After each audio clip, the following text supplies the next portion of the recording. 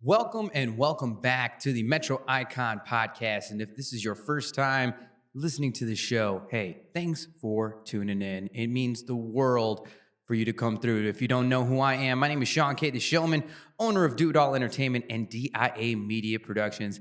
And I am super excited for this New Year's Eve episode. And I hope you all are coming off a wonderful holiday season celebrating with your family and friends, and going into the new year. We have a whole lot coming. Before I talk about this episode, y'all, want to let you guys know that we do have upcoming shows. If you're listening to this episode, the last Tuesday of the year is our last open mic and karaoke sometimes of 2022. So hopefully you guys came through and enjoyed that at Library Bar. And if you are still looking for New Year's Eve plans, I will be closing out the year with the biggest party of the year at the Library Bar. And going into the new year, you'll be seeing me way more often, taking over Tuesdays at the Library Bar in downtown Fort Worth. That's right. Library Bar is the spot that you can find the showman often. But as well, I do have some comedy shows coming up. My More to Go comedy showcase was moved to January 11th at TK's. So make sure you guys check that out on pre-Kindle and get your tickets, especially for those couples, because it's in a fantastic date night spot. Couples tickets are even cheaper or less expensive than the actual ticket prices, solo tickets. So make sure you guys get your tickets January 11th. And then, of course, there's a whole lot more shows to make sure that you guys are following me on social media to be able to get all of the dates and upcoming shows that I got going on. And then, of course, I want to shout out our sponsors. We have InsiderCloth.com, the last microfiber cloth you'll ever need. It is an iron-pressed microfiber cloth you can put on the inside of your shirt so that you always have that microfiber cloth with you at all times for all your glass screens. So make sure you visit InsiderCloth.com and use promo code DIACloth, that's DIACLOTH, to get 10% off your next order. We also have Teddy Johnson of DNK Contracting. Listen, whether it is for your residential or commercial construction work, for your roof, siding, gutters, kitchen, bathrooms, whatever it is, he's got you covered on all fronts, as well dealing with those really tedious insurance claims. So make sure you guys hit up Teddy Johnson at teddyj.dkcontracting@gmail.com. And I promise you, he will get you hooked up to the ultimate standards. This is an amazing episode going into the new year because I'm talking to a very prominent DJ around the DFW area, Mr. Brian Pibb of brianpibb.com. And we kind of vent out a lot of industry frustrations, I guess you can say. And we kind of talk through a lot of these motions that we have to go through. So turn up your speakers, and I hope you guys enjoy this last episode of 2022 with my guy, DJ Brian Pibb.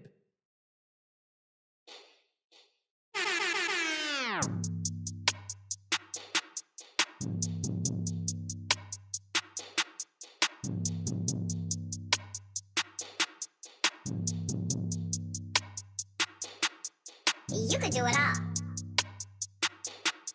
You can't. Do it all, baby. That's right, do it all, baby. Ladies and gentlemen, welcome back to another episode of the Metro Icon Podcast, where we do what we talk about, the world of entertainment and media, and the icons that live in it. And we got a guy in here that is doing his thing around the DFW area. And we had a chance to work with each other at Two Brothers and started to build a relationship, especially bringing relationships in full form. Ladies and gentlemen of brianpibb.com, I got Brian Pibb, the one and only in the house. What's up, Pibby? How are y'all doing today? Yeah, you know what? I think everyone's doing well, but how are you doing? I'm doing all right, man. It's been a kind of a interesting year after COVID, you know? Yeah, but you're staying alive, though. Yes, sir. That's the important thing. And as you guys can see in the video production, we are here at the Library Bar in downtown Fort Worth, set up for this podcast before we begin our silent party that happens every third Tuesday of the month at the Library Bar. I mean, the silent party at the Library Bar, I mean, that just fits completely. But we're going to be doing also podcast interviews a lot more often here at the Library Bar. We are sitting in front of the whole mural, the Library Bar mural that was painted by the GM himself, Mr. Chris Bloomquist. But enough of where we are. It's about the man that's sitting in front of me. And even though we've gotten to know each other through the professional sense, we have these podcasts to highlight, entertainers or people within just the world of entertainment and media, just to kind of hear their story and whatnot. And we never had that personal moment. So this is that time that where you and I get to know each other, you know what I mean? And, you can ask your questions, but I definitely have my own questions. But either way, man, so you are a full-on DJ to the max, right? Yeah, I mean, it was a kind of a happy accident, I guess that's how it had turned out, A happy accident. So how long have you been DJing then? Like making money off it professionally about like 9 years around there. I've been doing it about off and on 15 years, Okay. And you how old? I am 42. 42. How does it feel to say that? 42. Feels good? Old as fuck, man. It's like, no, I was a drum and bass MC. That was another happy accident, actually. I been going to raves since I was 17, Okay. And then I guess I was acting and I was playing drums at the time, and someone kind of put a mic in my hand and asked me to do Ice Ice Baby over a drum and bass track, and it was just really a joke. And then the joke turned into the real deal. Well, someone booked me for a party because they thought I was a real MC.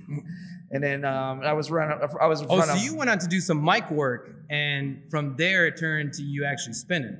Well, yeah, I kind of came into that situation later. Okay. Yeah. Basically, there was all these professional drum and bass crews, and they're taking it real seriously. And I'm in there like being a dumbass, and they were kind of rude to me. And all right, motherfuckers, y'all gonna treat me like that? I'm gonna take this seriously. And then I went all in, and I made a name for myself, but also I didn't go the conventional route. So my road was a lot harder than anybody else has ever had. And from that experience, I made a lot of dumb mistakes because You got to though. Yeah. Well, I never did really drugs or drink or anything, but being just the energy of people was like my drug. It was. But I was doing unconventional things, saying stupid shit on the mic, make myself more of a. I thought I was being funny, but it was more of making a joke of myself than being taken seriously. But then I also got some great. I got to do some things that most of the drum and bass MCs from Dallas or even Texas got. I got a lot of chances to do things those guys did not get to do. That's what's up, man. So, and you've made a business for yourself. And the biggest thing is to recognize the fact that you survived the pandy. You know what I mean? Yeah. I'm sure you know a whole lot of entertainers and a whole lot of DJs that were making some sort of career, doing entertainment, and then once that pandy hit, they had to then shift to the practical route, like to just make their bills. So the fact that any entertainer is able to come back from the pandemic and do their thing, man, I mean, dude, that's roses, bro. You should be proud of that. As if anybody really knows me or knows about me, then know that I've been a survivor. I've been through probably the rockiest road, and it was before COVID. Before that's how I became a DJ. I was like, my son was born, and he's autistic, and I was trying to no shit. Yeah, so I was trying to find easy way to make money because insurance wasn't covering his insurance because it wasn't a proven science in 2008. Now every 2 to 3 kids is autistic. So now they have more of an insurance plan, more acceptance for that kind of thing. So it's just accessibility, right? Like there are options available now, recognizing it as an actual issue. And it's interesting that you said, that your son is autistic, just because in the sense that actually that's why me and my partners invested in the silent party system, because I grew up, I don't know if you know this, but I started in the industry as a bar and bat mitzvah dancer. And that's how I started, right? And it was in North Shore, like Chicago area, there's a lot of kids that are on the spectrum actually. And so I would do these mitzvahs, and you would see like the sibling of the mitzvah kid that is sitting by the bathroom with headphones on, that's not able to, that can't enjoy the party. Right. Like it's just too stressful for them. And at the time when I started, I was like 18, 19, 20. I didn't understand that. And I'm really good with kids. I'm a funkle to the max, right? So whenever I see a kid that's kind of feeling down or whatever, I always try to uplift them. But that was one barrier I had a hard time breaking, you know? So, you know, just the concept of something that we take for granted, you know, not having auditory sensitivity, you know, issues, that, you know, we're able to live our lives and have fun and be within social dynamics that's not going to stress us out. Right. It made me think, I'm like, how do I get these people to be able to enjoy party atmosphere? So that's a big part of why and I worked with Autism Speaks actually in Chicago, and I'm hoping to do more work in Dallas, but I know that you know, when the nonprofit game is a tough game to get the right support, right? Well, yeah, he was ABA, which is speech. So like, you know, he's about 12 now, but he's probably like an 8-year-old level of communication, you know, like, so like he's really brilliant with like puzzles and video games and stuff like that, you know, details, but he just doesn't know how to communicate. I feel like autism wasn't really a diagnosis, you know, but I see a lot of myself in my son. And I'm socially awkward as fuck, you know, like, but I try my hardest, you know, to communicate through my music or through other, like people could see the passion when I'm doing something. Like I try, even if I'm failing, I put all my all into it. You fail forward, right? Yeah. So like people are like, man, you're good at karaoke. I hate karaoke with a passion, but that's why I have two brothers. They keep me in the front doing karaoke and you in the back. Yeah, well, because it's I had to basically, I got to make money. You know, I just go all my head, you know, drop head first, and if I sink or swim, I got to do my best with it, and that's how I've gotten bookings through. You know, like some people really like the way I do a show, but it's not my. I kind of honestly try to. It's not your forte, right? I try to push the gigs to other people if I have the opportunity to do so. You know. And speaking of pushing gigs to other people, our boy John, who y'all heard chuckling in the background when he talked about his awkwardness, but John is how we met. John was doing the gig at Two Brothers, covering for you. And that's how me and John met. And for me, sometimes I just kind of felt like I connected to Lost Brothers because y'all fucking and that's exactly what it is, right? And so it's kind of like give him his flowers, John. Give him his flowers. No, as much as I'm grateful for the connections I make, right? Let's say personally me one-to-one, because I feel like maybe you kind of approach me first. I think, you know, because I think like, you know, I was already set up and then you get set up and it's kind of like. I was really impressed with your setups and I was just like, man, I'm going to go talk to that guy. And you're very personable. Like a lot of people kind of like. Can be dickheads. Yeah. DJs can be dickheads. You know, or the other guy that worked. Speaking of the dickhead behind the camera over there. Yeah, fuck John, you know.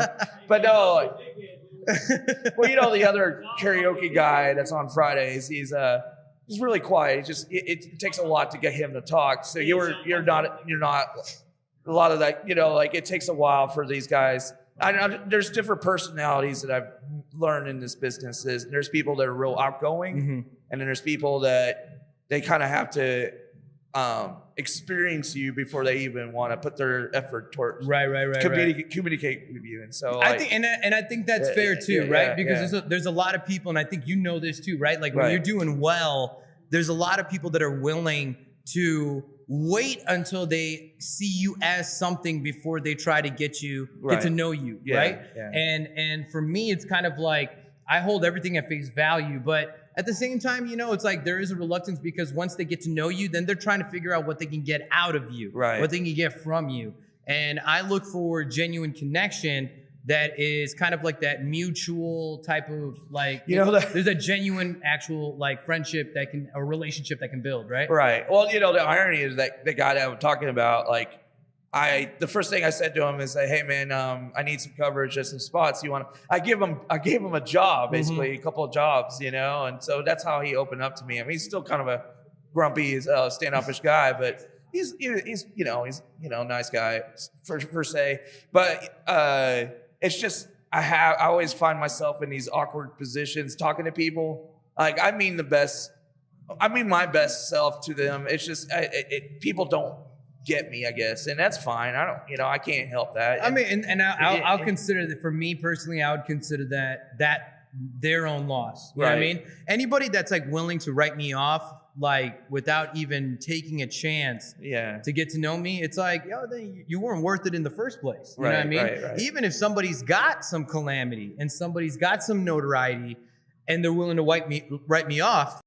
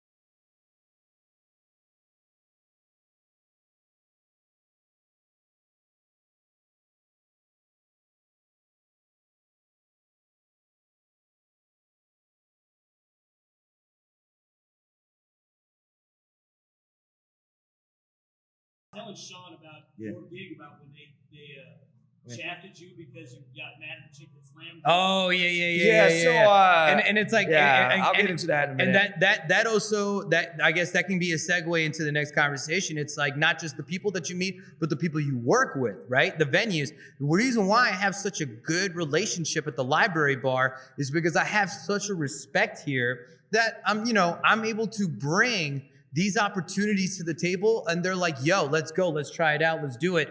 And on the same token is that when you do have that difficult customer, they're willing to back you up first. They want to find out all the information.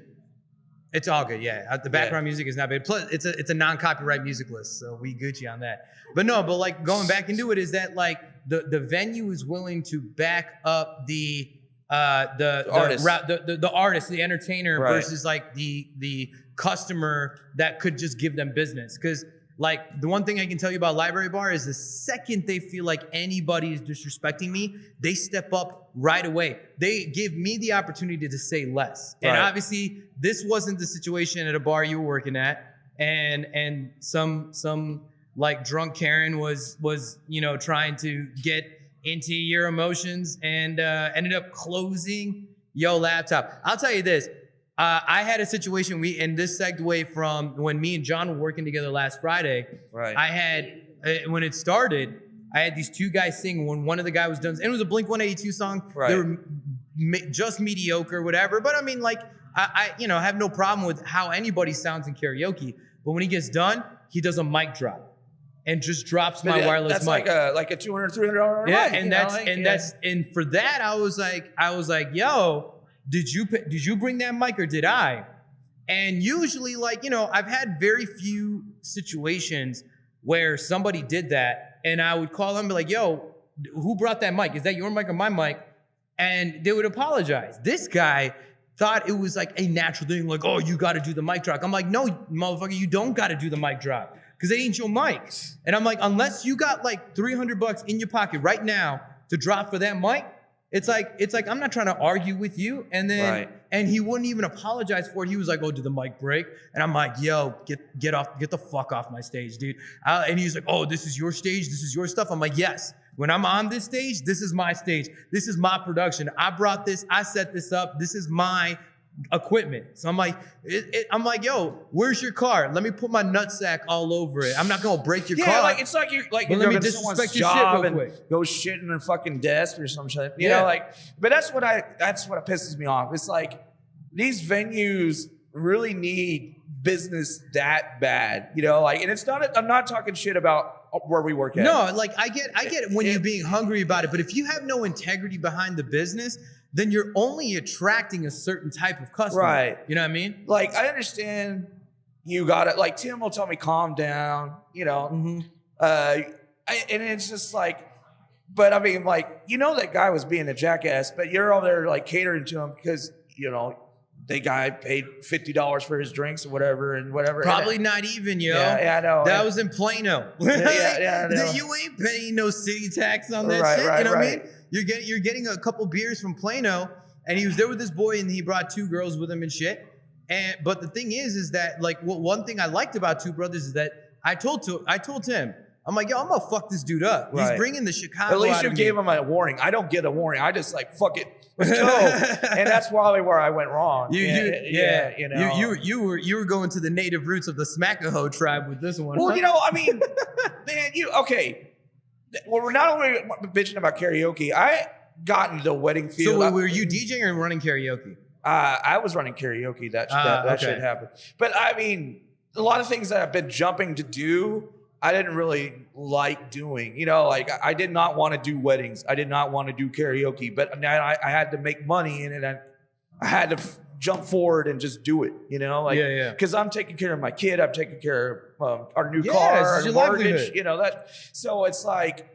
I can't bitch. I mean, a lot of these guys bitch. Oh man, if it's not DJing at a prime club, or if it's just if I got to do hip hop, I'm not interested. I just want to do rave or music. they or you vice know, versa, or they're validating you to your Instagram followers, and that's what they're equating it to. And Or that's it. I've been told I sold out because I'm doing karaoke and making money doing just whatever. I'm not fucking joking. You know, like I've been because.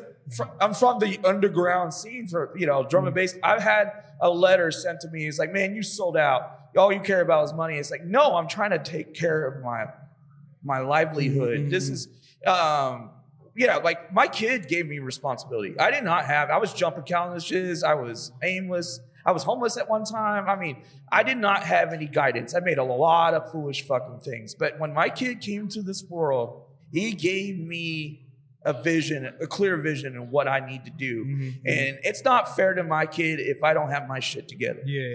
And that's you know what I'm saying? Like no one, that's why you got to be nice to everybody, because you don't know what anybody is going through. Oh, it has caused me problems. Yeah. Like me having a falling out with someone might bite me in the ass later, like trying to get certain jobs, you know. And that cancel culture real, boy. That cancel culture real, you know what I mean? One bartender, you know, be talking shit, and that gets to the owner, and then, you know, that's a job I lost. But for something stupid, like from years ago. And people don't let you change. You got to prove that you changed.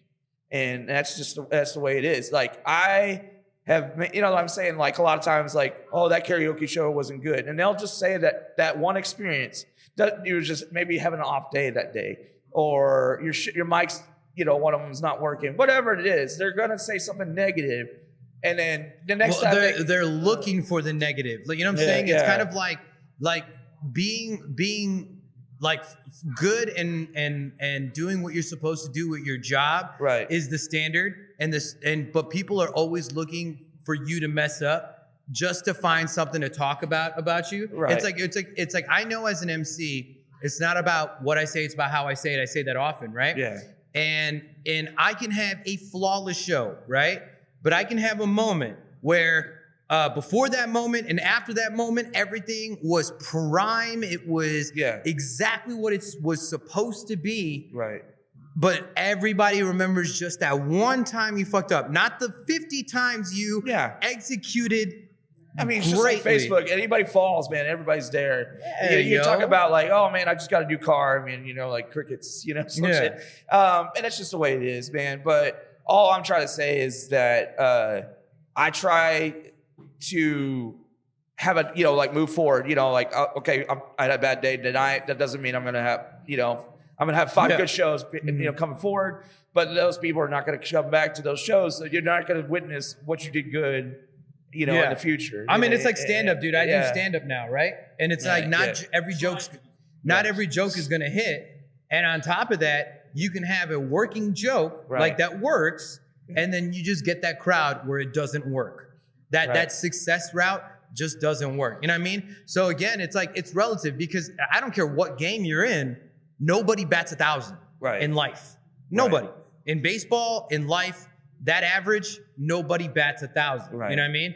And so again, that's kind of like, a lot of people lack empathy, they lack consciousness, they lack awareness. And so for me, I always have to remind myself, like, what do I control? You know? And I think one thing that I'm pretty skilled at is my natural gab in the moment type of like correspondence, right?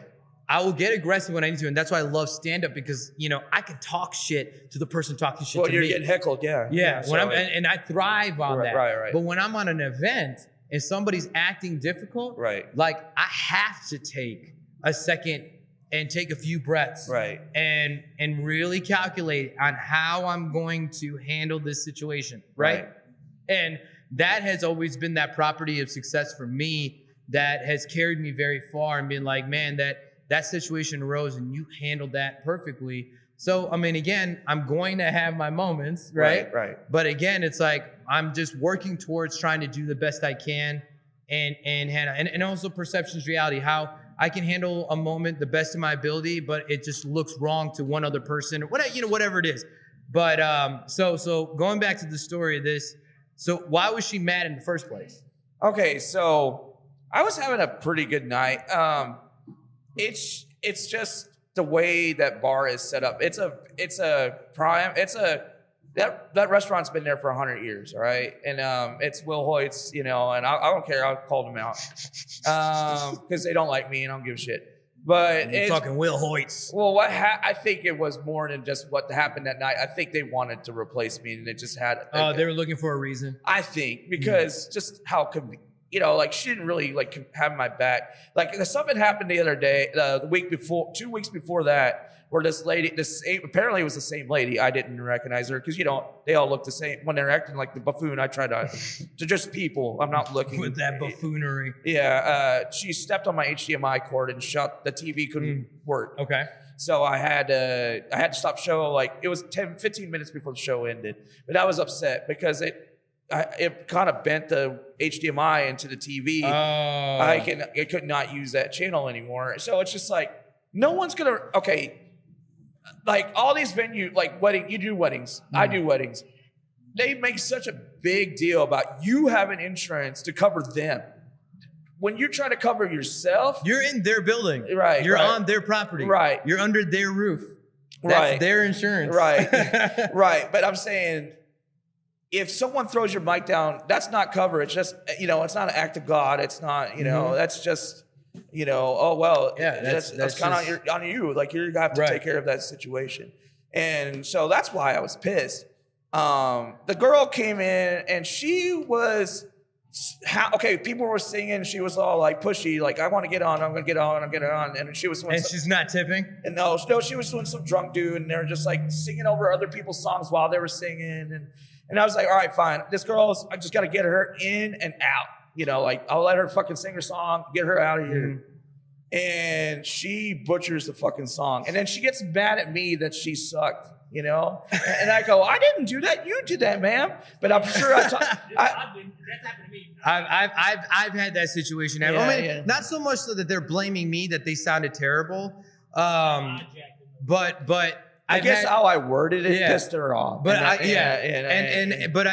I've also had those karaoke singers that they have a lot of demands, and they're not paying forward to me accommodating them. And so it's like, maybe early in the night, whatever, I might, I'll move you up. Yeah, you feel passionately about it, whatever. But then when you're trying to have a conversation with me and you're interrupting me trying to handle my system, handle my show, and make sure everything is good, and care about every person that's supposed to go up, and you're making it about you, then I have no patience for that. You know? I think the bar, so it's only a waitress, a cook that's trying to go home, you know, because they cut to the kitchen at 11 o'clock, and the bartender. the waitress is there till close because she has to stock beer and then clean the tables when everybody leaves. And then, but she's the manager, she's the on duty, she's the bartender, but she's not security, okay? And I did not go to her and say, hey, this person's disrespecting my stuff. I just yelled at the lady, get the fuck off my stage. And then someone else thought I was gonna hit the girl because I got mad because I was doing my, like, and then she was just, I didn't know how, I don't think in any way I acted out of order. It was just the way because I have nervous energy. So when I'm mad, people fucking know, you know, it's on my face. You know, I got a jolt. You know? get that cherry red anger on that face. Yeah. So that blood rushing to that's the why I tell my cheeks. team, like, Brian, calm down, you know, or stuff like that, or wherever I'm working, people just, and I don't not even half mad. You know, you haven't seen me mad yet, you know, like, but it's just the emotion. The guy got up like he thought he was going to try to fight me because I was trying to attack this girl. No, I just wanted her off my stage. Yeah. So I went to go talk to her, and I was like, "But fuck it, I'm going to shut this down. This is just because everybody's yelling at me or yelling at them for yelling at me." And that this girl was, she threw a drink on someone, and then she got punched in the face. Like it just blew. Wait, the girl that was giving you shit and she got punched in the face? Yeah, on her way out. Because she put a cigarette in someone's drink or whatever. But no one cares about that girl. Probably is welcome the next day. It was the way I handled myself. And that's what I'm saying. Like they didn't have my back. And then I was just like, fine. And then they said, oh, we'll let you know, Brian. I'm going to talk to the owner. And I didn't get to hear anything from them. I just know someone that was like, well, I'm going to stop going. They called up there to complain about the situation, to have my back. And they're like, well, fuck it, he's gone. He's out of here. You know, like just basically saying I was a terrible person and how I don't know how to handle myself with my temper. And I'm like, you literally touched my stuff, you know. How am I supposed to act? You know? No, and I get it. And listen, it's like especially when it comes to your property and it comes to the property that's involved with your livelihood. Like it's easy for any general DJ, entertainer, whatever, to feel a lot more defensive about that somebody disrespecting your shit. Well, you know what I mean? And then the thing that was really weird is the guy that got me the job. He was there. He was there because he was drinking. He just got done doing trivia. And he said, man, we'll talk later. And I tried to talk to him about it. And he, you know, like never, he was too busy or whatever. And then he had, I just wanted to get clarification. Like, I don't think I did anything wrong. And I wanted to talk to him about it because I felt more that I disrespected him because he got me the job there. Mm-hmm. And he was a really nice guy. And he's a well-known DJ, but he's got a day job.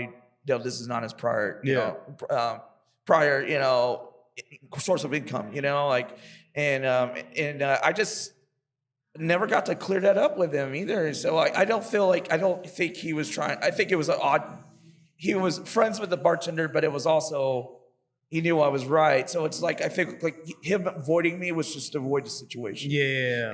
And just, so I felt like I did not get any clearance or any, well, support. Like you didn't feel the support to the situation that you were wrong. So what I did, and you reflected back on the moment, and you're like, you know what? Like I feel like she was way more in the wrong than me, but they're putting more of the light and blame on me because it's like they're not kicking her out. You know what I mean? Well, it's funny if anything bad happens. But I mean, she's spending money while they're paying you to be there. So it's like, you know, it's like a double-edged sword. You know, trying to understand the responsiveness of how certain venues have to handle it. I don't know if she was a regular or whatever the case may be. Yeah. But regardless, right?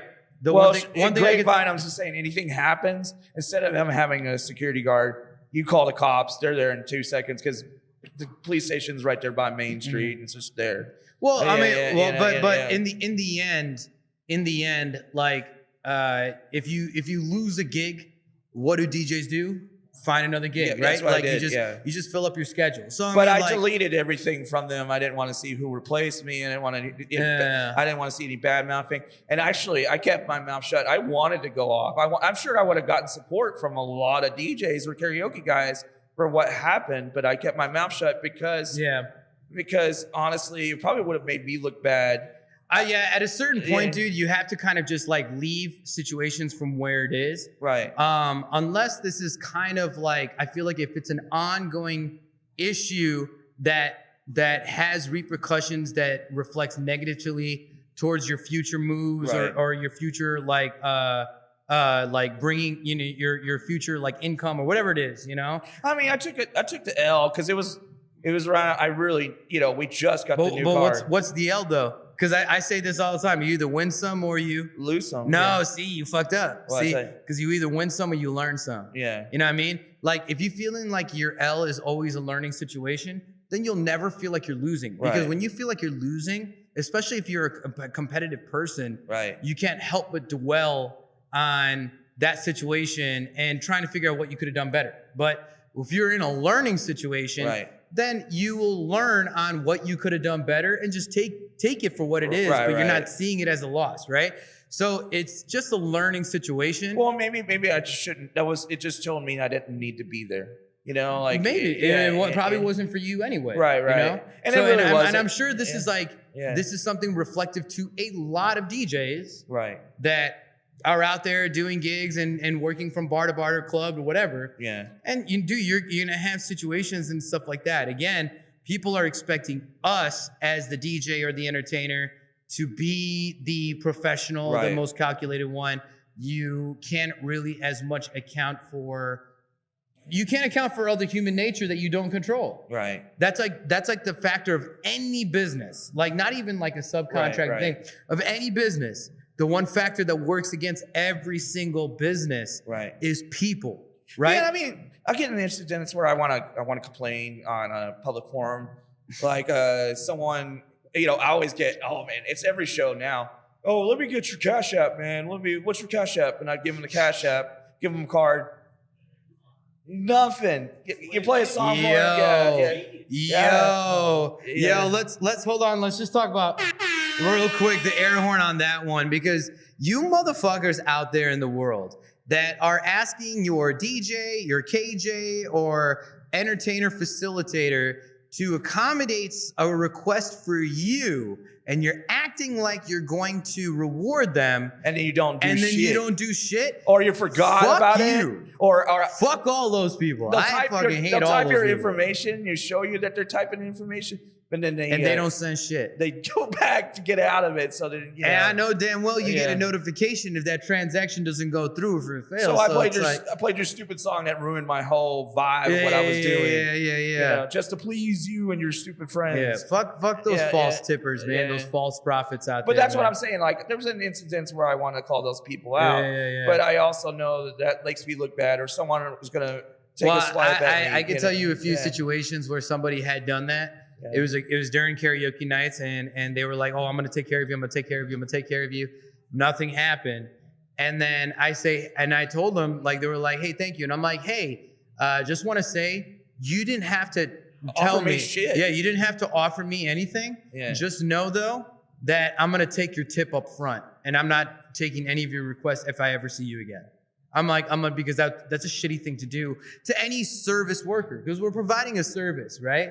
And when it comes to providing a service, machines do what you need them to do. I called, so at Two Brothers, it was the first night I was there, and it was packed, and this fool gave me 3 songs, and I played all 3 songs. I made it work. I made it flow. Then he wanted, because he gave me $20, he wanted to give me 3 more, and it was time for us to close. Like, you know, Tim's like, "Hey, we got to close at 1:30. This is not just Two Brothers. I have other spots that people try to pull this shit, and then they want their money back because they didn't get more songs, even though you initially tipped me for 3 songs in the first place. I give him his money back, but I called him out and I said, "That's not how it works." And even the bartenders, you know, like Kellen and Adam, were like, "That's not cool, bro." Yeah. And he's like, "No, whatever. You know, I'll go tell." And Tim's like, "No, man, that's not how it works." But you know, whatever. He just took off, and that's a lot. These people feel entitled. Yeah, it's an entitlement. Yeah. But They just see us as the workhorse that's supposed to be there. Service And they're like, "No, industry you're as a supposed to whole." accommodate me." I'm like, "Nah, bitch. Like, you're supposed to just enjoy yourself on your own account and be with the vibes." And again, it's like, you can make a suggestion, Right. but a request is not free. You know, Well, yeah, and I say that I'm like a request is not free. Right. Well, I'm just saying that the service industry as a whole, people have this thing where, you don't have to tip anybody. Well, that's not true. Like, 'cause if you can afford to go eat, you can go afford to tip someone. But, it's how the person performs. But that's a societal standard. yeah. Like, don't go to me like, oh, you don't like, yeah, tips are not necessary. I'm like, yeah, okay, maybe not when it comes to claiming on your taxes, tips are Right. not necessary. Right. But when it comes, if you're gonna go out, if Yeah. you're gonna go have some drinks, if you're gonna have some food, if somebody is facilitating To you. to you Yeah. in your experience, then you gotta show out. Like last weekend, Sunday, I worked here at library. We had this wedding crew. It was about 50 people in here, man. It was right after the parade. And I was killing it. I was all what smiles. was this? What kind of? It was karaoke for Sunday. Yeah, but what parade? What was It was some Fort Worth Christmas parade going on downtown. early as fuck, but It was right after. I couldn't even get in here until 9:00. My show got started at 45. That's the fastest I've ever set up for karaoke, by the way, because it was packed. I've done a few of those. And well, anyway, 30 minutes or less. I can get it down now. 30 minutes or yeah, less. I've got it down now. I got it. Yeah. Yeah, but these people were super happy. I did every request they wanted, every song they wanted to sing. There was no, I don't have this. It was like a song.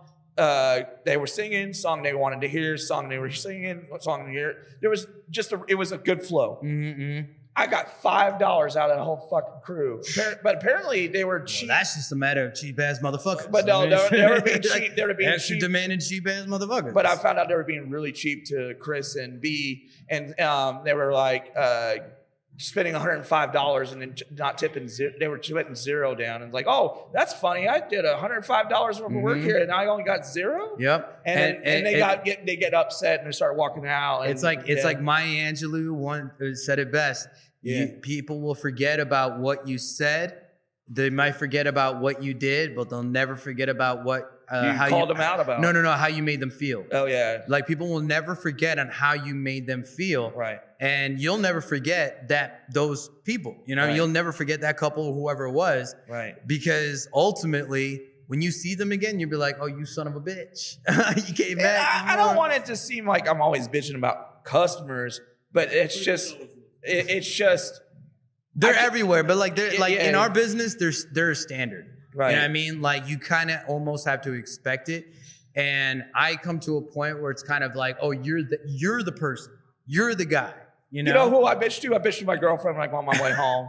And shout out to her. Yeah. Shout out to her for all the bitches she got. A lot of guys smoke up when they get home. And then I just, that's my event. And then I forget about it the next day. I'm like, I put that shitty day behind me and move on to the next day. Like that's So all I can do. You don't smoke weed at all? I used to, man. I mean, because what it is that I know that I'm going to be in a situation where, what if I need to get a job or something, anything can happen, Mm-hmm. I'd had to get tested, Mm-hmm. people. There's no shortage of people that are willing to test you. Right. And so, I mean, I'm sure. So I just do the right thing. Yeah. You try to. Yeah. You try to do the right thing of what you think and in the moment, you know what I mean? Right. And not everyone has the time or luxury to be able to calculate, every action to future repercussions, and sometimes we're all human and we're inclined to possibly, not handle it in the in the best possible way, but we just do our best. And I think that's fair to see. Is that you're just a dude? That's just why I don't drink at shows? Like I barely drink, and then that's where we hold different. Well, no. I drink hella good. I've been put in situations where I had like a drink, and someone was like, "Man, all you do is drink at shows." Like, I drank one fucking Red Bull and vodka. Yeah. Speaking of drink, Alan. Yeah. Alan. Excuse me, Alan. Uno más, por favor.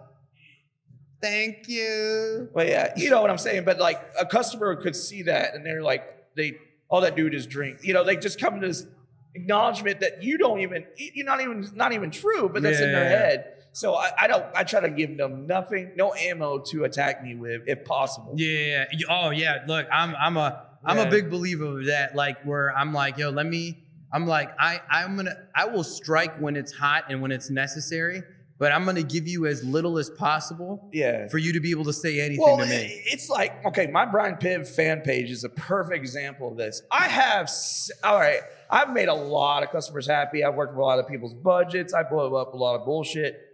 But I have 8 good reviews on my damn fan page. Even though I've better than 7. Yeah, I'm saying that. No, but listen to this. I have no bad reviews, okay?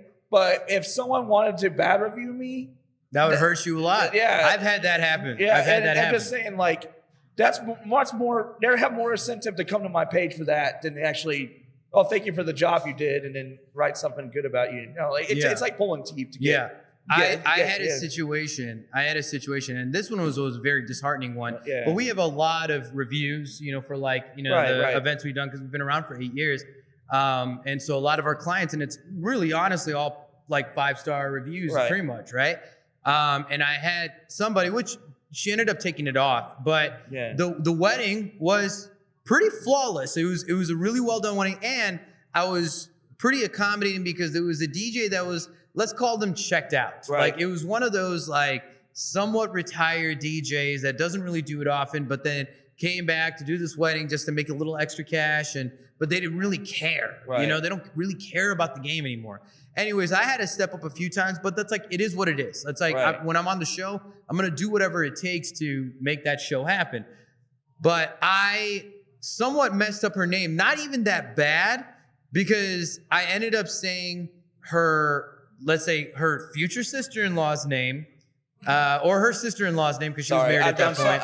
But it was a matter of like it was the same name, but the difference, the two names, one ended in an E and one ended in an A. Right. And I could have sworn I said it like as an A, but people told me like, no, you said it like E, and it's so.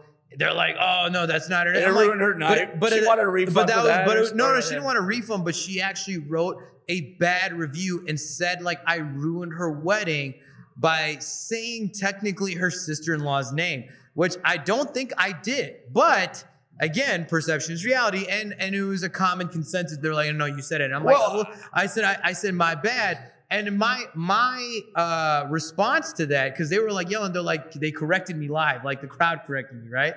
And so I was like, oh, what did I say? And I'm like, oh, you know what?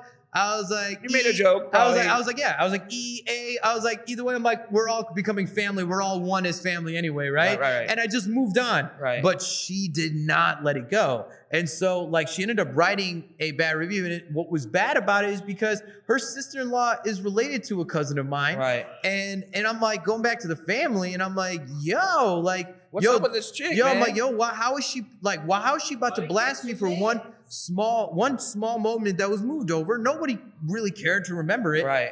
But like, again, it's like not calling out the success of everything else. It's like at that point, it's like we have to send clients. I'm like, if you don't feel it was a 5-star review, please don't leave a review. Just don't leave one at all. Talk to us. Yeah, talk to us. Talk to us. Yeah. Let us know what we could have done better. What I was gonna say to you is there'll be times where they don't have a wedding planner, okay?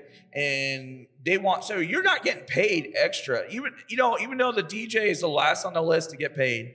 Like not in my business. Well, no. No, I'm saying we ain't setting up until I got that paid. No, hold on. That's not what I mean. I mean their budget, what they can afford is after they bought everything else. The DJ's the last to purchase. Okay. Got it. Okay. And, like your rate. Yeah. So. Yeah. So right. But they're not paying you extra for you to be in that. I know John's been in this situation. I'm sure you have, that a lot of times that you become the wedding planner on top of being a DJ. Yeah. Because they're not even following false expectation. Their bullshit timeline that they made that they don't even follow or remember fucking writing. Yeah. And you're trying to follow it. When the day comes, they don't have somebody facilitating all these working details. Right. They expect you to do it. And you got to read their minds. And then you fuck up things. But here's the problem is that then the clients are not able to enjoy the wedding day. I tell this to every single wedding client. After I have like that pre-event meeting, going over all the details and everything. I tell every single wedding client, I say, hey, when the weekend comes, when the day comes, you have to let go of all the details that you probably spent months to well over a year or whatever trying to put together. You have to let go of worrying about all those details. Right. And you have to just be focused in on each other and enjoying the day and the family and friends that are around. Whatever happens, you have enough people to be able to try and facilitate and readjust or whatever needs to happen. Right. But enjoy the day, because that's the cliche of how the day You only get the wedding day goes by in a flash is because you weren't paying attention to what was going on. Right. You're worrying about those details. There's two details what I'm trying to point out is okay, if you come up to them because you can't read their mind, you're trying to follow the timeline that they gave you, and because you personally cannot fuck up because you're trying to do the job that they paid you for, because you're trying to avoid anything bad to happen. You want to do your job right. Yeah.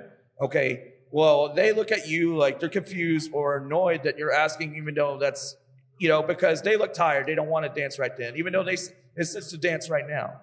Like you have to ask, right? Because there's times where they're like, no, we're gonna move it, they have the photographers trying to communicate to you instead of,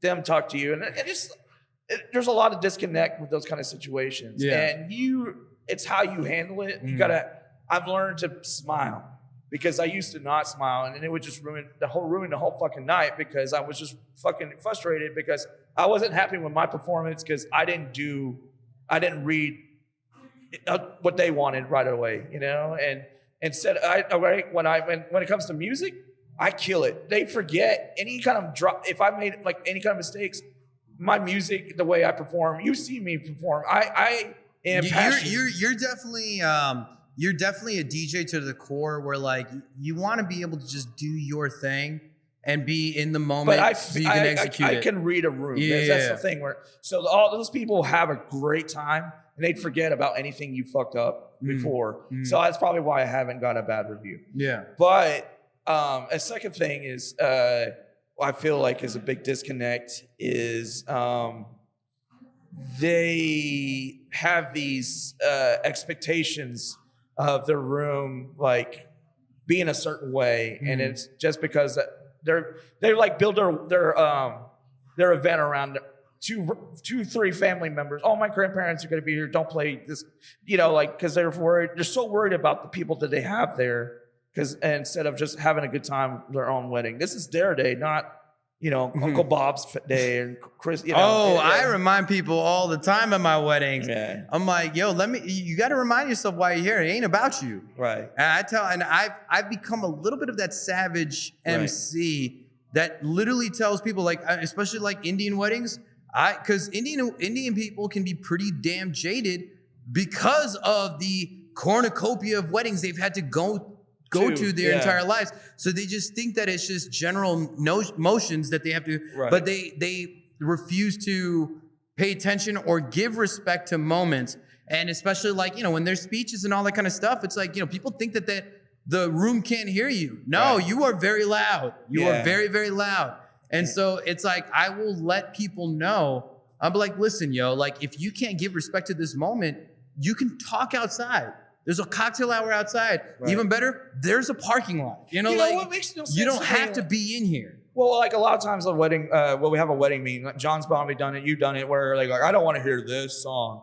But then there's Janet is at the wedding, like, come on, what's out here? Cupid Shuffle. Why aren't you playing Cupid Shuffle? And then she goes and bugs the bride, and bride's like, whatever, shut up, just play it. Even though they told me not to play that song, and I do it, and they're fine most of the time. But there's a reason.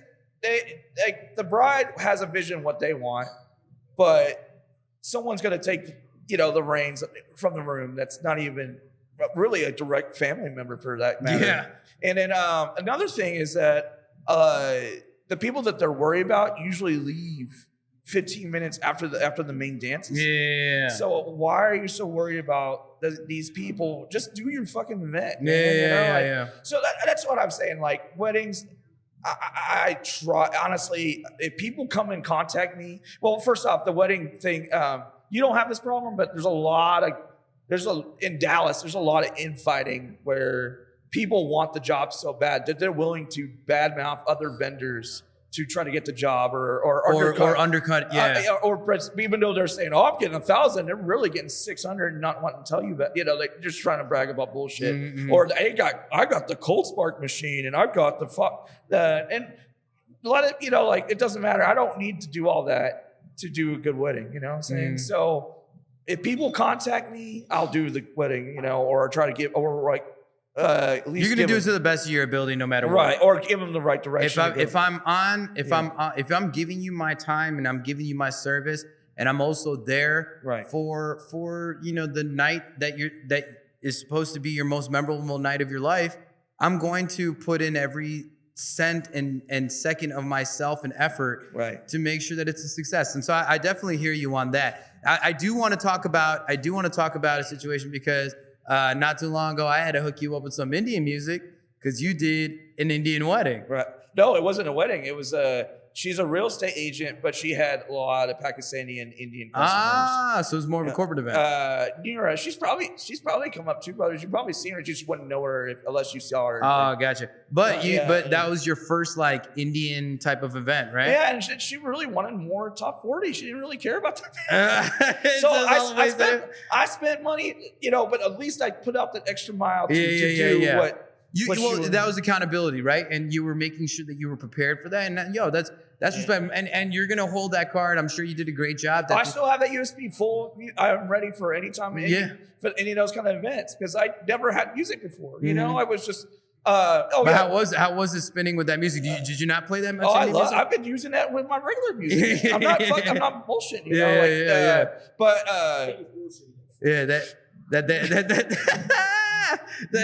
but that Daisy beat goes hard though. It does.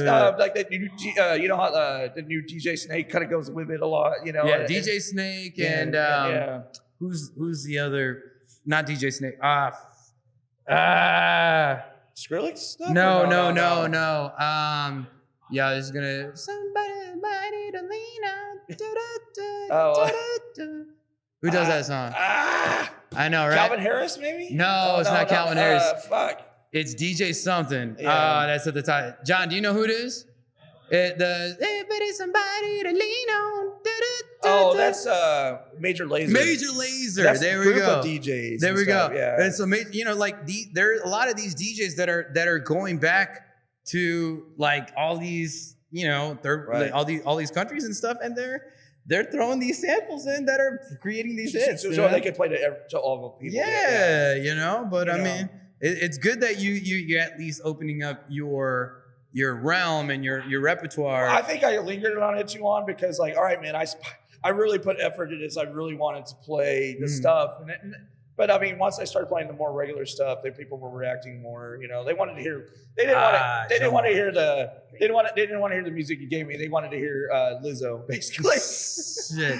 And that's how it goes, man. Sometimes, but I have it now, so I appreciate that. No, man. I mean, again, it's you got to take these opportunities that sometimes are just going to challenge you, and you were willing. You came in there ready, prepared, and wanting to do something. Well, you want to know how I started. So when I was DJing, because we'll go back to the basics. I would MC for other drum and bass guys, so I would use their records and try to mix, and I would just train wreck poorly on real turntables, not. I like my CDJs because it's like turntable. Vinyls, you had the milk crates, or was it just vinyl? I had milk crates, and I had the big ass case to put the records in, man. Fuck. That shit was heavy. But I kind of feel like a lot of these turntable guys they've been doing it for years. I would feel like I would have to restructure myself to get back into vinyl if I was doing vinyl again. Because I got so comfortable with my CDJ stuff, and it has vinyl mode. I'm all about working smart, not harder. Give me that digital life all day. Yeah, it has a vinyl mode. There's one DJ that I don't really mess with too much anymore. Yeah. But he's in like an OG DJ, and when DDJs started coming out, he started talking about like, oh no, only real DJs use vinyl and all this kind of shit, right? And so he was all this anti-DDJ using stuff.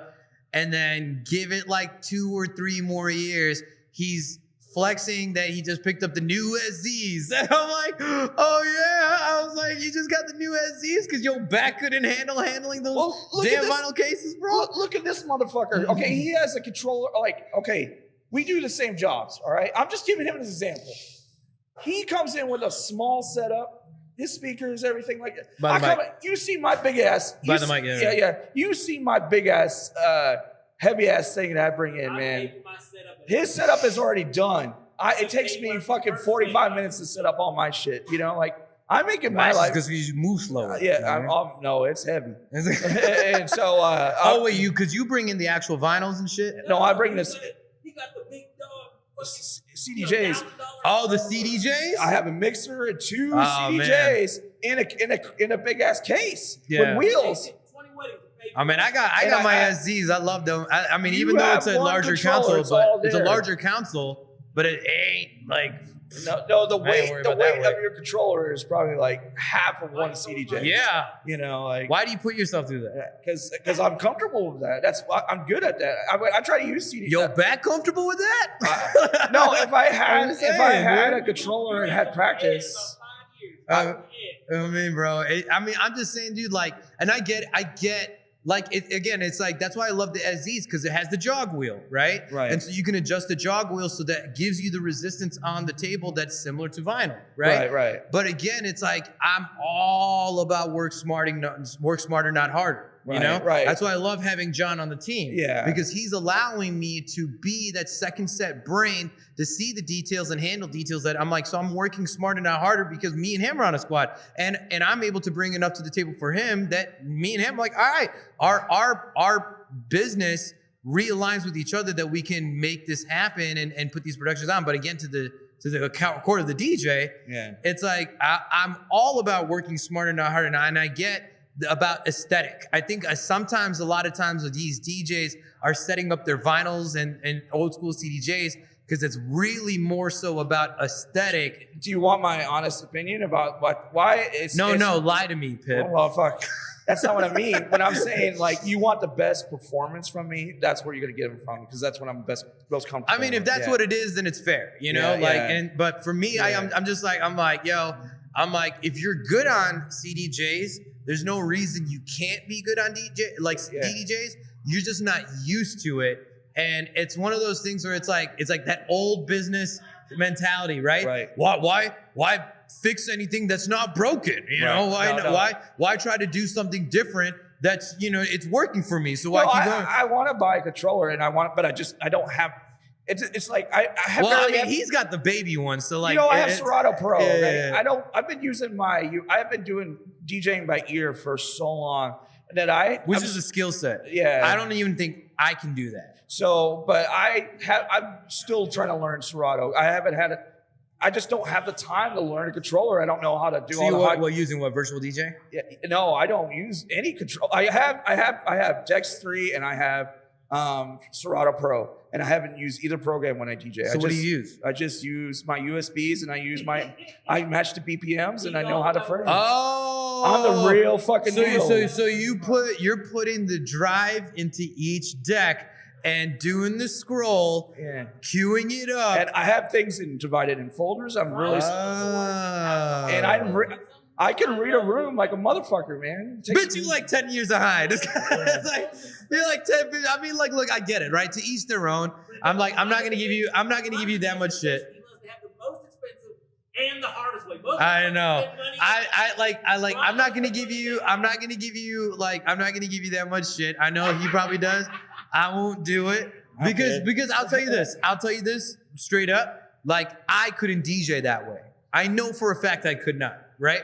I feel hindered when I'm using those programs, to be honest with you, because I'm still not learning. You're convincing yourself that you're hindered, bro. You're just not used to it because it's like for me, like what it tells me, again, like comfort zone is comfort zone. Yeah. And so I get that argument 100%. But if you're not trying to at least really try to work smarter and not harder, I feel like in the long game of it, like whatever you're gonna, like I think it's going to essentially burn you out faster it's going to make it more difficult to as far as sustainability. You know what I mean? Okay, so hold up right quick. He sat here and said like he doesn't really like these weddings. Really, like if you didn't really, then making it streamlined would be the best. Yeah. For your own Because I feel like a lot of your frustration is like the people don't also know how much effort you have to put into your setup to make that production work, right? So again, you're low key, you're carrying all that because they're like, they don't know how passionate I feel to this game because I'm using my CDJs. no, they won't want the same fucking songs, dude. Yeah, but I mean, but I'm saying, but what I'm saying is that you're low key carrying the extra effort it takes for you to be able to execute on these DJ gigs. That you don't even know that it's fucking with you. That you have where it ends up falling is that you're more impatient to when that bullshit arises and it comes your way. You don't have as much tolerance because your ass is already tired. You know what I mean? Like that's the way I see it. Like that's, No, I mean that's fine. You know, Yeah, yeah. I'm just, You don't like okay. Let me. Okay. So how long, John? How long have I been doing house music? I've been playing house music for 8 years. Okay. okay. Because like after I did drum and bass, I was doing house, clubby house stuff. That's how I got into Chaucer's and then started doing all kind of stuff. And I was doing like top 40 house. Yeah. And then that's all It's this. just love this conversation. He puts that much care into drum and bass. Yeah. Look, so look, I also get genre DJs, Yeah, right? Playing yeah. the shit that you want to play. I get But that. it's all like 123, 125. Yeah. So, but once I started, there's no money in that really, you know, like, so I started having to. There's only money in it once you've established a strong notoriety Of that genre. Instagram, and Yeah, all that whatever. shit. Like Yeah, you yeah. have that popularity, you have that following. Then when you're on your set, you can play whatever the fuck you want. Right. You're not taking requests. Well, I mean, they say open forum, but it's not really open forum. You but know? until then, I can almost bet dollar to dollar that any DJ, David Guetta, Aoki, whatever, Right. before they got into, and most of that is notoriety from producing. Right. It's not from DJing. Yeah, I know that. It's producing and making the music. And then they're able to put whatever dollar amount and play whatever the fuck they want Right. on their DJ gigs. But But if you're not, then yes, you have to. Being adaptable is your most profitable stance you can have in this game. Well, when I started doing hip hop, it's like I have to do things by memory because I wasn't, dude. I've had this conversation with you, even when we're leaving the gigs, we're not listening to music, man.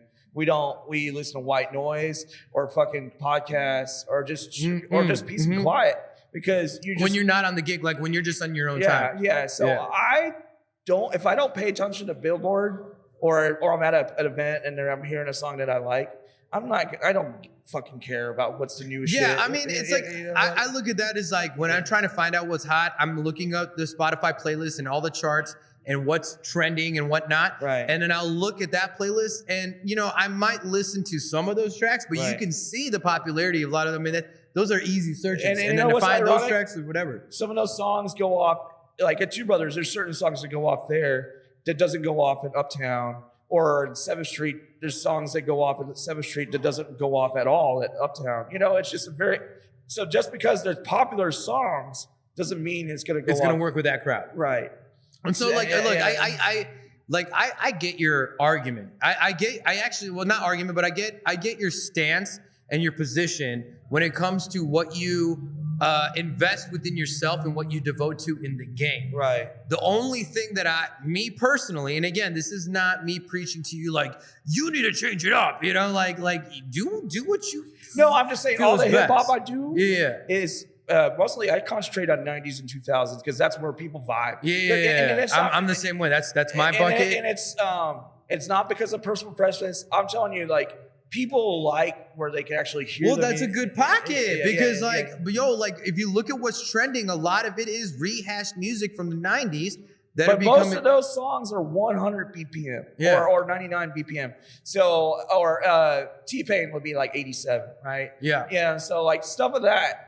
But I'm having to remember BPMs, man. I'm like, okay, so I know when I play a set, it seems like I'm playing I know where all the 145s are, and it's not because I'm looking at Serato. A lot of people have their folders and crates and BPMs. Yeah. I'm doing that by fucking memory, So dude. so my only thing is that, so again, I think that ties into that that undercard frustration you have when people. But I am hindering myself. I can't not work. Like because again, I think you're predisposing your emotions to where what you're doing, the effort and work that you're putting in, the mental capacity to execute what you're doing, and those are all facts that nobody's gonna know. Except me, except you, or other DJs. Unless like another DJ's observing you, or we're having this conversation, and you're like telling me, and I'm like, oh, okay, dope. Like that's skillful. But again, it's like if you kind of let go a little bit to, I guess this standard or rhetoric that you feel like you have to kind of be by, or what your comfort zone is. You know, there's two negatives to DJing. Okay, when there's other people in the room that are other DJs, you're not looking busy enough. You're not moving knobs or whatever, or playing. You're not doing effects because what does it fucking matter? You know, like it's just do your craft, man. And people, because most of these people don't give a fuck. And then when there's other DJs, oh, you're redlining, man. But if what you don't understand, like the track didn't the good old red line. Yeah, it didn't transfer properly, so you have to turn it up. That's the reason why you're doing it, not because you're trying to fucking, you know. And it's so fucking. And then let me just go back to the. I feel like your wife. This is what your wife listens to all the time. This is the most passionate I've ever seen Brian Pibb. No, when I'm in a fucking Facebook and it's all right, I have people like you guys that are doing the same kind of jobs that I'm doing. So you're chill, all right? Then you have a lot of these house guys that are like, they're holders of the craft, or they're gate keepers and whatever like that. You can't play house faster than 123, or that's just too fast, or you're you know, like. You're playing, if you play, it's just have so much critique and bullshit. Well, because here's the thing, though, is so it stresses you out in your mind, right? But here's the common rule: is that DJing will always be subjective, right? 100% to the game. DJing is a subjective realm. What is fucking dope to one is not always going to be dope to the other. Now, granted, this is where I have to give fucking props to my dude, my DJ Illest, because DJ Illest is changing the game, and he's doing something DJs can't do, where he's simultaneously playing drums and like adding elements like beatboxing and all that to every genre of music and world-class genre that you can think of, right? Right. And no other DJ is doing that, and doing it so creatively like he's doing it, and is so versatile. And again, it's like you can't throw him a suggestion that he's not ready for, you know? So I feel like, and I'm not trying to cut you off, but I want you to hear this. Is a reason why. just let me throw something at you. Go ahead. All right. Like, okay, when you're trying to promote yourself, right? It's all right. I was a featured Dallas Observer, Dallas Morning News. All right, that was great. People don't give a fuck. They care about your presentation. Oh, you have a nice set of lights. Yeah, they care about the aesthetic. They care about the presentation. Yeah, they're more about the presentation. Yeah. So, but with DJs, they get interested in you if you present yourself in a certain way. And so I was like, oh, I'm better than that guy. But that guy could be a great DJ with doing all that technical shit. But when I'm playing against that guy and I have a full room and they're going off because I know I can read the room, and he just reads the room to the house heads. Only. So there's a big fucking difference there. So let me ask you this. When you say you have a client that comes through, right? And it's let's say it's a wedding client, and maybe they're shopping around. And they got your name, maybe they saw you or they got your name, whatever that is, they're sitting down with you to bring in that business for you to work that private contract. But they might be talking to other DJs, right? Are you stating to the client like what you're doing, like, you know, like if they were to ask you like what makes you different, are you stating like, oh, I'm able to listen to the music? I have to be honest, they're booking me because of the price, probably. a lot of times. That's real. Yeah, I can respect that 100%. And it's 100% I can because I respect try that. to work with them. Yes, and I can respect that 100% because I will tell you this. If you ask any client that asks me, I am definitely one of the most expensive MCs in the country. Right. Like compared to like some MCs that are in New York, Right. like that are charging 3, 4, 5, 6 grand, I'm nowhere near that. Right. But again, I am definitely above the average. You know what's right? ironic? Me becoming a DJ. So let me ask you maybe this. a weaker MC. Maybe I used to be a really good MC. I can barely talk on the mic now. And So but you consider yourself more of a DJ now. Yeah. Right? So I don't know how that happened. No. Like, listen, bro. Like, it happened because that's where your heart gravitated to. Yeah. Because like, if I'm reading you correctly, you are way more of an introvert. Can I say that correctly? Yeah. Right? Like, you are definitely way more introvert. John is way more of an extrovert, but he has introverted qualities. I am way more of an extrovert with maybe introverted tendencies, you know? And so I'm passionate about everything I fucking do. Yeah, no, and I'm not questioning that at all. I'm not questioning that at all. Yeah. But again, is that you know how to you're not going to be let's say deviated from a social situation if it comes to your lab, right? Right. But you are like a man who's introverted, who's confident in his abilities, who knows exactly what he brings to the table, knows exactly what he's willing to do. But again, is that you also care a lot about the business that you get, and you're willing to more than overcompensate for your client. Am I correct on that? One thing I have a problem is being a people pleaser. I should be pleasing, not just pleasing them, but pleasing myself. That you are too much of a people pleaser. Exactly. Yes. Exactly. And that is a recipe for disaster. For when it comes to business. Yeah. Being a people pleaser is a recipe. Like I've literally been in arguments with clients where I'm double the price of this other MC that they're looking for. They're like, why? And I've seen him and I've seen you. Right. And I've heard from people talk about him and I've heard people talk about you. Battery? Okay, yeah. Okay, for sure. So they've talked to me and they talked to another guy and I'm double the price of the other guy. And they're like, why should I choose you over him? Right.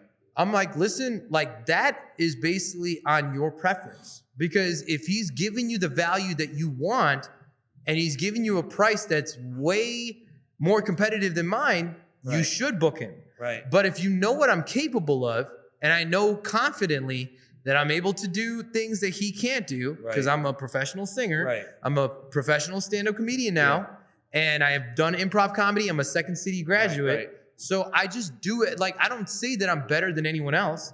I just say I do it differently. I do it different. But if you feel like that he delivers on a better caliber than me, you should book him. Or if he does it to the same caliber as me and can do whatever I can do and he's cheaper, you should book him. Like, but again, it's like, I know my demand. And it's the reason why like Illest is 5 times my rate. Granted, I told you that I am double the price on more than double the price on a lot of MCs that are across the country. There's some MCs that are working at $300, $400, $500. And I'm much more than double that rate, even locally. And so, like, if you know somebody that's doing it, book them. Book them. You know? And if you, I'm like, they kind of then I'll say, what's their information? Because I would like to get to know them, you know? Well, that's but funny. again, it's like, I know exactly where my value is set. Now, if again, this is where the argument is like, is it a matter of establishing your value or establishing work? You know? And so if you're willing to compromise on your value, then I think then that's where people are willing to compromise on the value they're willing to give you. Well, you know what I mean? Here's the things I want to throw out real quick. So I want to be real quick with it is I put all my eggs are in this basket. And that's why I'm really trying to do other things. Now, I'm trying to start this podcast. I'm trying to get I don't want to be 60 years old and playing records. You know, I want to do other things. But I mean, I didn't realize that 7 years went so fast, you know, like, and now I'm like 42. Do you get what I'm saying? So, people always say, "Oh, DJing is a great job. It's a fun job," you know, but they don't realize that you have to get to point A to point B. You don't have time to poop. You don't have time to you don't have time to eat. You know, like you have people trying to take your work. You gotta stop having that bubble guts diet before your gig, cuz. No, I'm just saying, like, you don't have time. Although I do have those poop mixes ready to go. Like whenever I need it, that poop mixes is ready to go.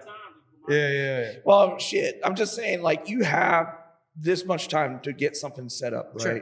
From point when you're getting from another gig. Mm-hmm. And so you're starving. I mean, there'll be times where I'm like, oh, they want you to get a plate, but by the time you get a plate, it's time to get the other shit going. So you can't eat because you're working.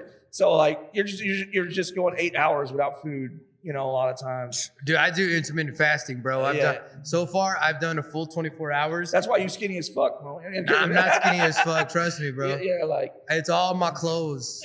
It's all how I wear my clothes. But I mean, honestly, man, it's like I think the conversation is real to where it's at, and so it's like, again, to each their own, always. You know what I mean?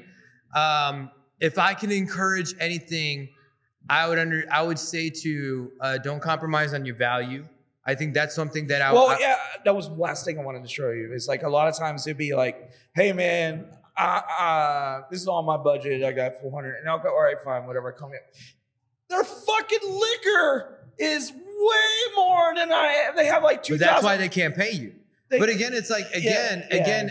I'll also argue this. Yeah. Is that if you are a conscious DJ, right, and you care about the game and not just your check. Yeah. Because if I would consider a sellout the one that's willing to undercut to what the base meeting is. Right. That's the sellout. Because you're now establishing a value like, oh, this client can book a DJ for $400, $500, $600. So they're like, why can't anyone else do that for me? And so again, it's like you end up somewhat hurting the business as a whole when you're not even because like I'll tell you right now, anything under $1,000, like $1,000 and under for any DJ on a private event, that is like you are bargain feeding, bro. I'm talking like Five Below. No, I agree. You know what I'm saying? 100%. But again, it's like you're not only hurting yourself. Yeah. You know what I'm saying?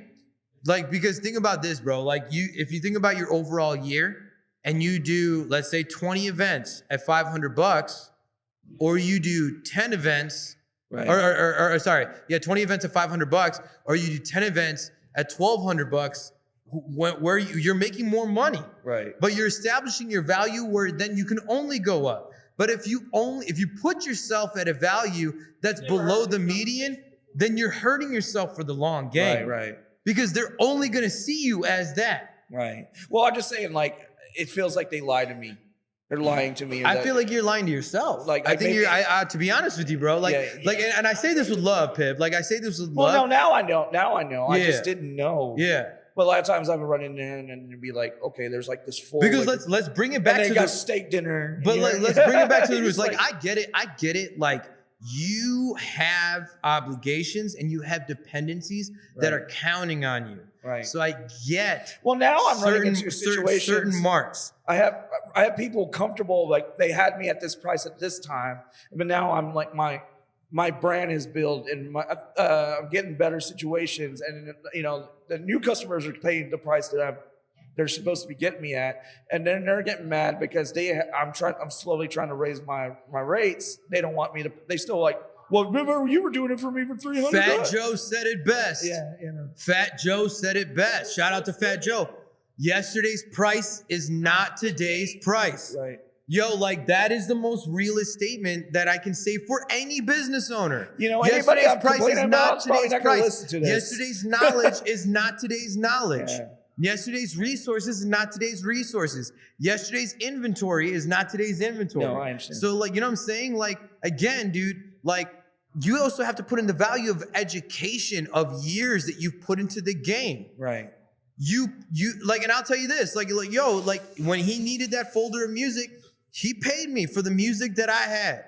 He put money in. He invested into the high quality tracks of Indian mixes and all that kind of stuff, things that it would take him hours and hours and hours and hours of research to be able to collect the folders that I gave him of music. Yeah. And he invested into that. That holds card to who you are as a DJ in the game. Right. And so it's a matter of not disrespecting that part of your journey as an independent business owner and an independent DJ. Right. And so like I say this passionately to you is that like, yo, fucking put value to your name, Pibb. You know what I mean? I think, yeah, but I think another thing is people know I'm a nice guy. Yeah, and people, nice guys are gonna finish last because people are gonna take advantage of the nice guy. And John will attest to this shit. The Indian guys will go, he's a nice guy. You know, just tell him a price. He'll work with you because he's such a nice guy. Right. They're willing to do that, and they're seeing it as conscious, like, oh, he's a nice guy. He'll work with you. Right. Why aren't they willing to work with you? Yeah. You know what I mean? Yeah. And so like that's why I tell you, I started in the bar and bar mitzvah games when these Gujarati clients come up to me and they're the ones that have the hardest bargain skills. Right. Mullahs will do it because we're just part of the same tribe. Yeah. But Gujaratis are the hardest. They come so hard. And I give them the same joke. I say it with levity, but it comes with substance. I say, listen, something you need to know about me is I started doing bar and bar mitzvahs. Right. So I started working with Jews. So my knowledge with Jews makes it easy to work with good Jews. Right. So I already know what I'm working with. I don't want this interview to feel like that all I'm doing is just complaining about every situation I've been in. No, I think you're venting. No, you're venting about common problems that you're not the only DJ going through this. But I'm really because this is my life. This is what's but you have a proof to your product. You have a proof to your product, you have a proof to your service. Right. I don't think that you can bring around like reputable, knowledgeable, and executable talents like Johnny that I was able to bring in. And I'm like, yo, this is a motherfucker that knows his shit. He might not be a DJ first. He even said in the conversation that the interview that we did yesterday, he's like, yo, Pibb's got me. When it comes to DJing, Pibb's got me. As much shit that I'm going to give to Pibb, he's like, that man is a DJ to the fullest way, and he's got me 100%. And it's like, he's got that awareness that he's able to reflect to the same token where he's like, I'm like, yo, come as a co-host for Metro Icon. And he's like, no, let me be on the back end. And I love his back end commentary. Like, I'm like, I get it. It makes sense to me. You know, but like, I'm going to tell you what doesn't make sense to me as far as your physical effort to when you deliver your game, but also establishing your value to the game. You're not only hurting yourself, you're hurting the game itself. And I think that's something that I think. Well, I had someone call me a legend a couple times. I've been called a legend. You know, like the humble brag. There you go. No, I was very uncomfortable with that because I don't have that confidence that people put me in, you know? Yeah. And okay, so again, that's also why. But that's also my confidence has always been. But that's like also that. That's also to the point. Yeah. That's also to the point of why you're the nice guy. Yeah. Because you're also sometimes willing to be shitted on in order to just be the nice guy. And I think there's a value in knowing what you're worth. And again, that also is the underlying issues of why those certain situations will heighten you up emotionally versus to how somebody else that might have a little bit more confidence and be a little bit more calculated with their execution. Do you get what I'm saying with this, you know? And so again, it's kind of like you're only hurting yourself. Like Two Brothers is a great example. I get real excited going in there and then I start playing and then I see the same people and they only react to the same songs. And then the same service industry only reacts to the same songs. So all this new music and all this new stuff that I try to do to change it up doesn't even matter. See, that's the problem. Because so I'm finding myself catering. There we go. Yeah. You know what I'm saying? It's like it's having you can't. I think it's like you can't have any expectations to the game that we're in. Yeah. To the game that we're in, you can't have any expectations to the result, only to the expectations that you're giving yourself. Right. You get what you know what I'm saying? Because that's a big difference. Dave Chappelle says, I don't get paid to make you laugh. I get paid for the Tempt. Yeah. He's like, I'm like Evil Knievel with this bitch. You know what I mean? Right. He's like, I don't give a fuck. That's why I love that joke. He's like, when he talked about him bombing in Detroit because he got too high smoking with rappers, and he's like, he bombed, and people are disappointed, and they're like, fuck you, Dave Chappelle. I've worked my ass off all week for this shit, and this shit sucks. He's like, we want our money back. He's like, you ain't never getting your money back because I get paid for the attempt. Now, if I end up doing something that was a blatant mistake, Right. you know what I mean? Not an unconscious mistake, but a blatant mistake. That was the wrong fucking move. Right. I might, but again, it also takes sometimes it takes some awareness, but then you might have to do that. But other than that, I'm going to take my earnings and I'm going to buy as much bubble gum as I can and feed it to your homeless, Right. so they can chew on it and still be hungry. Like, that's the greatest response But ever. it also goes in with that you got to read your crowd bullshit that I was But again, it's like, yo, like that wasn't the first time that he performed in Detroit. I'm pretty sure he's performed in Detroit before, Right. and he's murdered that shit. That's Yeah. Dave Chappelle. Yeah, I know. You know what I'm saying? But He's the like GOAT, again, but yeah. Dave Chappelle is a human being. He's a human man, and he's gonna make shit that maybe preemptively, that even if he's a master of his fucking craft, is gonna fuck him up. Right. And he's gonna have those moments. And you know what? You can also be that person that reluctantly stayed within history at that one fucked up gig that he did. Right. But again, it's like people know his value. He knows his check. Right. And so does Netflix, and so does anybody that's willing to put him on a platform. You know what I mean? Right. So it's like even though your level is not on the same scale, the mentality is the damn same. Right. And I think what I'm trying to tell you, man to man, boy to boy, like entertainer to entertainer, is that like, yo, know your worth. Right. You know what I mean? Like, know your worth, and like for me, it's like, yo, if you're not gonna pay me this much for a private event, I would much rather make $30 an hour on a Saturday night driving Lyft, making one-on-one interactions of people looking me up and go to my website and building that research that's going to lead me to that check. Yeah. And that's long game thinking versus short game thinking. Right. You know what I mean? And again, it's like, it comes with a lot of awareness. There's a lot of gray area. It's not something that is like easily perceived. But I would challenge you a little bit to, I think enhance your worth a little bit. All right. I think I spent 80% of my time trying to get more work. Yeah. And what I, all right. But well, again, I think that also is established from how you've respected yourself and your value. Yeah. Because I can tell you this, to the clients that have budgets, there are clients that are willing to also throw bones to what's worth it. Yeah. And that's why I'm still in business being a very premium price entertainment company. Yeah. And I think there's something to recognize that. So like, there's a lot more I think too that we could dive in. And well, I mean, I read something the other day about, okay, the way you present yourself, you look really suave, all right? Thank you. Well, it's not, fuck off. No, but okay, your presentation. Hey, respect my game, Johnny. No, not just your gear setup, but the way you present yourself. I need to do better about myself. But listen, bro, I'm still a work in progress, bro. Like, listen, dude, like, I'll call myself, I'm Denzel, still going to acting 1. Right. Denzel to this day will still go to acting 1 classes. Right. Like, no one's ever at an achievable, even if you're in mastery of whatever your craft and your skill is. Yeah. You still have things to learn at the introductory education. Well, I'm talking about the way your clothes, the way you present yourself looks, you know, like you like even him, like John and my friend Darius, they all wear suits or way you present yourself. I mean, image. I spent all my money on gear, so I come in with a fucking t-shirt and a pair of pants. Bro, I'll tell you this, bro. Listen, dude. Like, again, I'll tell you this, and this is the most realest fucking thing I can tell you, dog. Right. All right.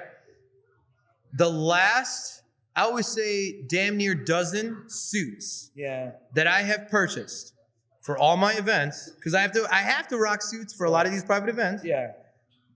The last 10 to 12 suits that I have purchased have either been from Groupon or from Amazon. Right. Because I know But my it's the measurements. way you look, man. And I get compliments on my suit. I know how to put myself together. Exactly. That is not a question. I definitely know how to put myself that's together. all I'm saying. And it came with practice. Yeah. And if you want to work on your image, I'm willing to give you pointers. I know that John's willing to give you pointers. John might be a little bit more ruthless with his pointers and how he delivers it to you. But again, I think you have enough within your network that you have people that could help you with that in the most cost efficient way. Because me and this guy, I can tell you earnestly that we probably most definitely spend more money on the gear and shit that we spend. Even just in the fucking false connections that he ordered on my Amazon account yesterday that he fucked up on. I didn't hesitate to order that shit because I was like, let's get it towards the production that's going to help us towards that next thing. So again, you have enough help. And yes, there is something to taking care of yourself that I think people were going to hold on to. A lot of people look at me because I'm real timid. I'm just real nice, or try to, real nervous. I guess I just have nervous energy. Okay? Yeah, and again, so when I get sized up if they don't know me or they don't. I get sized up as soon as I do a gig, and they probably think, oh, this guy's gonna suck. And then my music was roar, and then people are like, oh, they give me a chance then, So I don't get a lot of that. It's just if I came in there caring about myself. Well, what do you control though? Well, I mean, the crowd. What do you control? You don't control the crowd. Well, I mean, control the. You can make an attempt. The vibe is. You can make an attempt to the vibe. You can make an attempt to control the crowd. Yeah. What you control is you. Right. You only control you. But you get what I'm saying. I get what you're saying, dude. I get your argument. You know what I mean? Yeah. But again, it's like it's also coming with like this comparative view. Like, oh, I'm not like Shawn K, and I'm not like like Johnny. Of how I, conduct myself, and I'm not there, I'm not that person, and all that kind of stuff. Fine. But again, it's like, if you can understand that you have things that you can work on and you are willing to work on it, boom. Right. That's value right there. Yeah. Know what you've brought to the game and what you're willing to put into it whenever it arises, boom. Yeah. Value. Yeah. I think it's all about knowing your worth. It's not about who you are and what you're comfortable with. It's about really, my whole argument is about knowing your worth. Right. I know about a lot of our awkward ass motherfuckers, whether it be comedy or DJing and all that kind of stuff, that they're just awkward in nature. But when they come in, they show up, and you show up. Yeah. But it's I think that your mentality is kind of like, oh, what can I do to show up for you? And I think that it's like, you need to have a little bit more of grab my balls and be like, yo, I'm going to show up. If you have me there, I'm going to show up. You know what I mean? Not what can I do? It's almost like you're selling your business to them versus you selling your business to them. Well, man, I remember the days where I was just waiting by the phone, just praying someone to call me. What's waiting going to do? Nothing. Exactly. But now I don't have that issue. This is the first time where I turned down jobs to get I have a good. And that's a great position to be in. And I finally got a New Year's job that I'm actually getting paid real well this year. I've never made that much money in my life. So hold on to that. That's your line. Yeah. That's so your line. I mean, it just seems like the sky is going to go forward from there on. And again, consistency is key. Yeah. You know what I'm saying? You need to hold up to that value, and that's going to be big. But again, it's like, knowing your worth and your value. I don't, I know there's a lot that we can dive in and everything like that, but I know we do got to close up and stuff. I also got to take a massive piss, but I want to make sure that we close out this podcast in the right way. And with Metro Icon, we always have our guests leave off with a final word, quote, phrase, whatever you want to say to the world, which is your ultimate truth, is on you. You get to leave the quote. All right. Well, you know what? I'm just thankful to be here, alive. A lot of people are going through tough times right now. And I just want to say, am living my best life, even though it doesn't sound like it. I'm still living my best life, you know. And I'm thankful for the people around me, my support system. I'm thankful for having like COVID gave us second chances. We all have. Everything's about second chances. I feel like life has given me second chances. I don't believe in. I don't want to get into that conversation, but I definitely feel like there's a higher power looking over my city. Absolutely, and I believe that too. And so all I'm going to say is that, you know, just because things are hard doesn't mean it's always going to be hard. You know? Woo! Gratitude, bitch. Let's go. Yeah.